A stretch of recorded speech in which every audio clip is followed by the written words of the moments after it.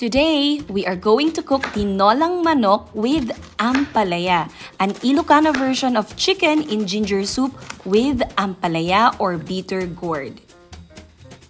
So we are going to use Ampalaya instead of the usual papaya or sayote, which makes the soup of the dish taste bitter. Put the garlic, onions, and ginger.